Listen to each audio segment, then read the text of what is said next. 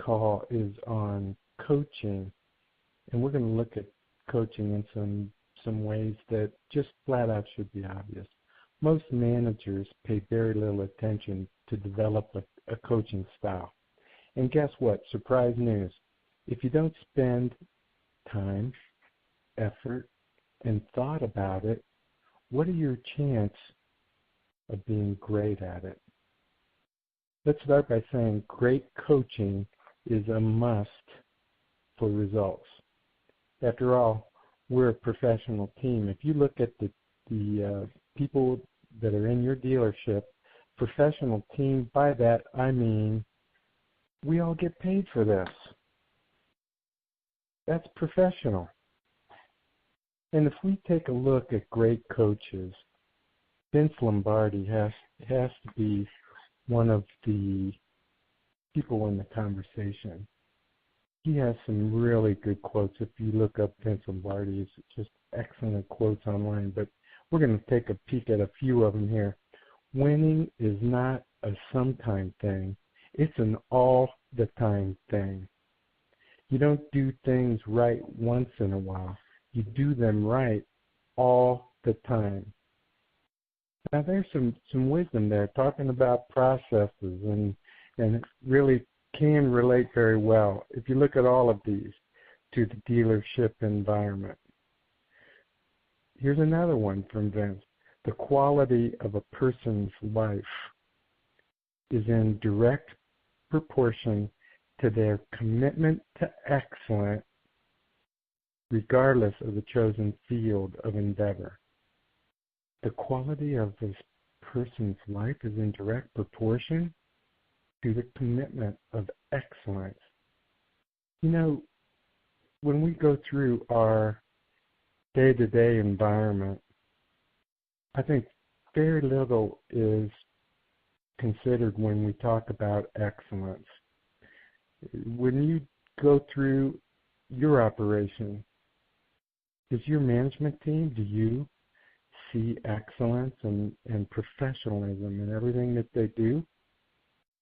I question that. Here's another one from Vince. Leaders are made. They are not born. They are made by hard effort, which is the price which all of us must pay to achieve any goal that is worthwhile. Leaders are not born. That kind of runs counter to the thoughts of a lot of people, and that's why we're talking today about developing a coaching style. We're going to go over some, let's call it fundamental building blocks of being a good coach. Number one, be involved. Be on the drive lane. Walk through the shop. Best way to do this is to take a notepad if you need to. I know in my own personal experience, I didn't necessarily need to have a notepad, but it's a great way when you're walking around. If you look at it from an outside perspective, say you walk in the shop, you might every day walk in the shop and not notice the pile of trash that needs emptied.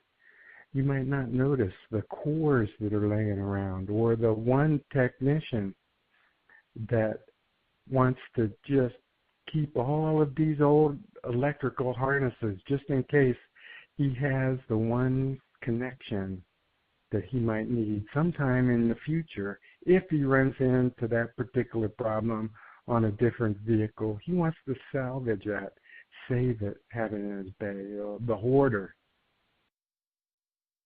Write this stuff down. Take notes on issues that need addressed. Then deal with them.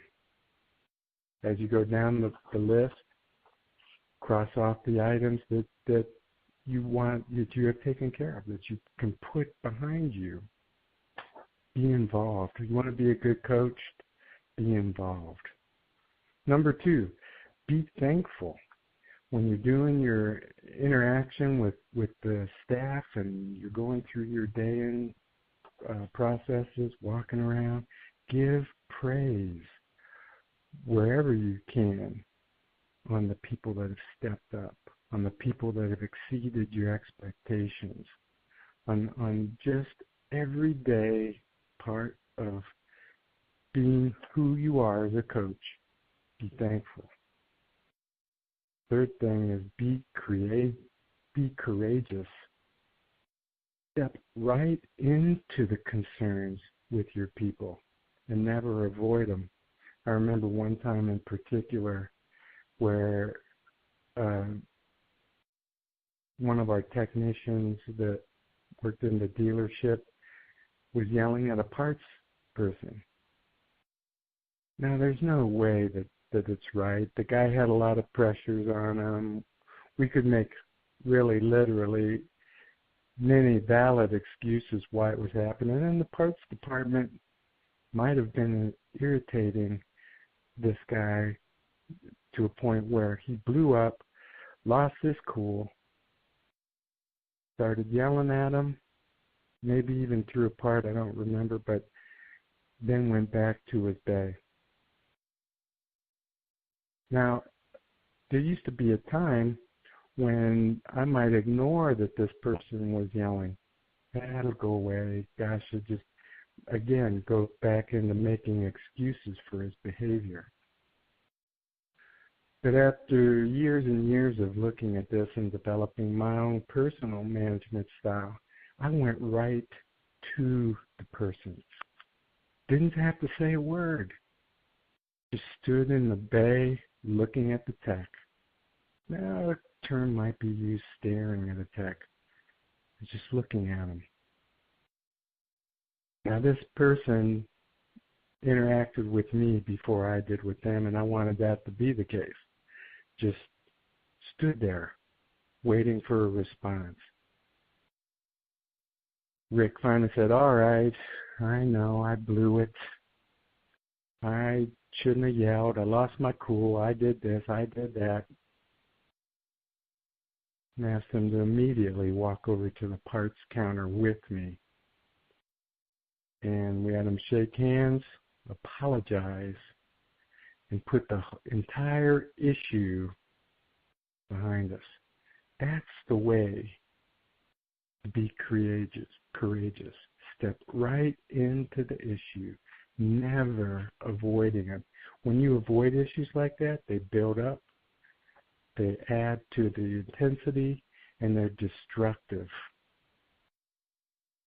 in the day in, day out life of your team. And number 4, demand excellence. When you look at the coaches like Vince Lombardi and Lou Holtz, one of the things you have to say about them, they weren't easy on their teams. When you look at great coaches throughout the history of sports or business, great leaders, do you ever see great leaders, great stories like this that involve them being easy on their team, that say they overlooked everything and everything was rosy and they were easy to get along with? Quite the opposite is true. You see, great leadership does demand excellence. It requires that for the team that they have in their building, the team that they have on their field,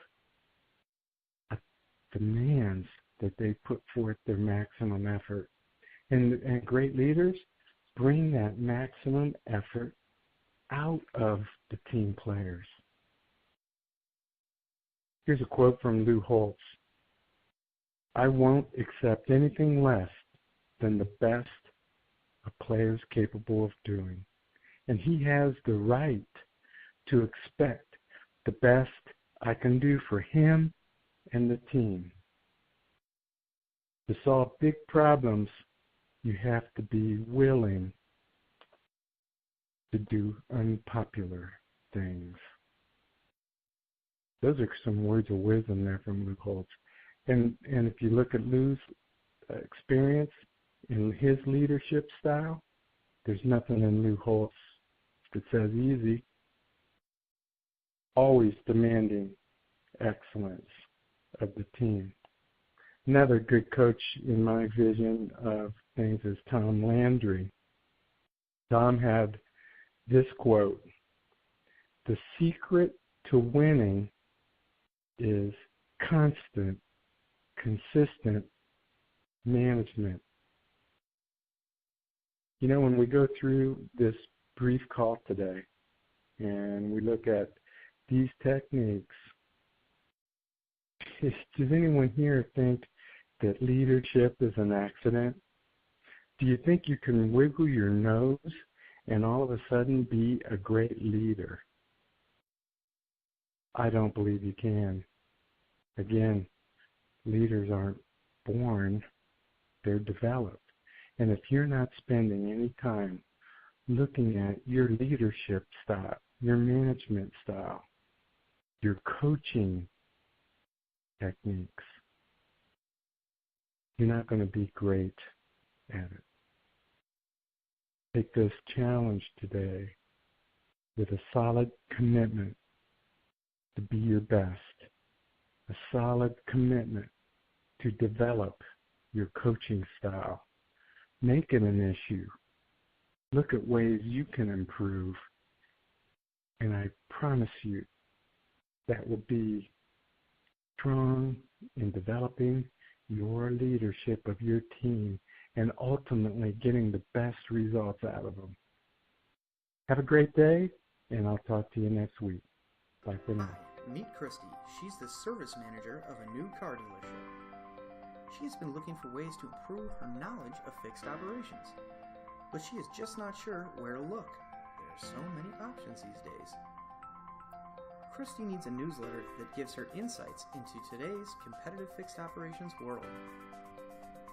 She has decided to get the Fixed Performance newsletter because it comes directly to her email each and every month with no cost whatsoever. Not only does this newsletter give her the insight she's been looking for, but it also has real-life experiences in car dealerships all over North America. Now Christy has turned these stories into mandatory practices in her service department. So let me ask you, what are you waiting for? Subscribe to the Fixed Performance newsletter today. Fixed Performance, where we have total commitment to your team's excellence.